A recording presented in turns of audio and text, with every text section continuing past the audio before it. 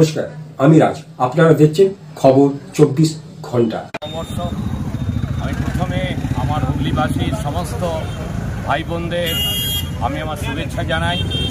যারা বড় আছে তাদের আমি প্রণাম জানাই, যারা ছোট আছে তাদের আমি আশীর্বাদ জানাই, তাদের ভালোবাসা জানাই।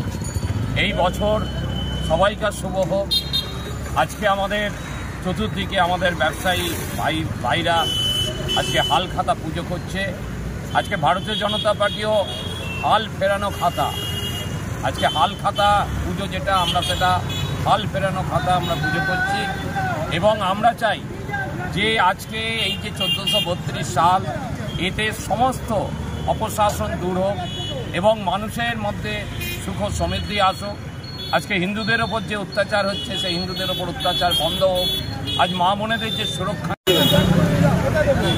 আজকে 1432 বঙ্গাব্দ আজকে থেকে শুরু হলো, শশাঙ্কের রাজ্যাভিষেক শুরু হয়েছে। আমরা বাঙালিরা আজকে নববর্ষ পালন করি। ভারতীয় জনতা পার্টি পশ্চিমবাংলার বঙ্গভাষী সমস্ত বঙ্গবাসীদের নববর্ষের শুভেচ্ছা জানাই। আজকে আমরা হুগলিতে পুজোতে আমরা আমাদের একটা ছোট্ট প্রভাত ফেরি হলো। তারপরে স্বামী বিবেকানন্দের গলায় মাল্যদান করলেন আমাদের মাননীয় জেলা সভাপতি গৌতমদা, আমাদের মণ্ডল সভাপতি, আমাদের স্বপনদা, বাকি সমস্ত কার্যকর্তারা। আমরা আজকে শ্রদ্ধা জানালাম মহাপুরুষকে। এবং সারা বছর বাংলার খুব ভালো কাটে, বাংলার মানুষের ভালো কাটে। আর সনাতনীদের উপরে যে অত্যাচার, এই